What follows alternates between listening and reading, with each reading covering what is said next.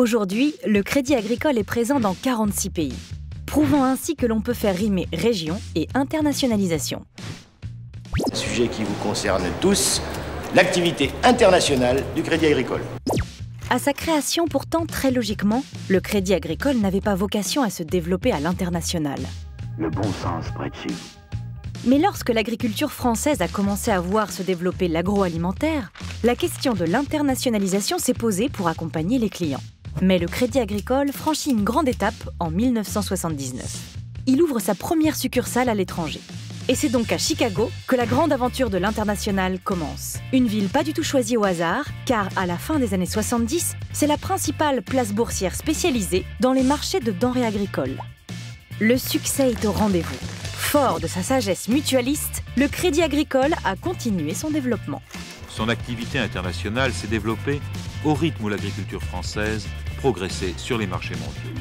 Il crée rapidement un premier réseau de succursales et de bureaux de représentation. En 1996, grosse accélération. Le Crédit Agricole prend le contrôle de la banque Indo-Suez. Celle-ci a pour origine la Banque de l'Indochine, fondée en 1875, qui avait pour rôle de financer le commerce des colonies françaises d'Asie du Sud-Est et d'émettre la monnaie dans ces territoires. Elle apporte une clientèle internationale étendue, composée de grandes entreprises.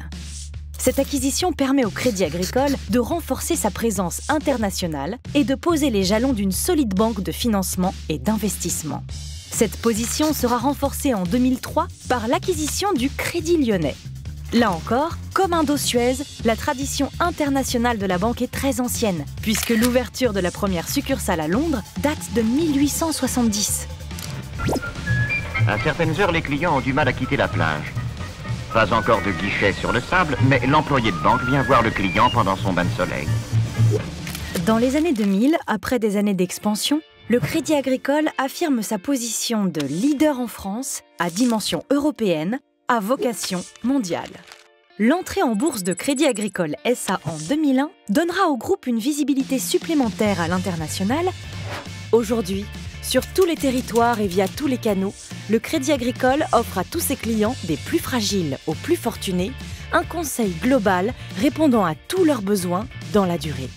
C'est toute la force de son modèle de développement.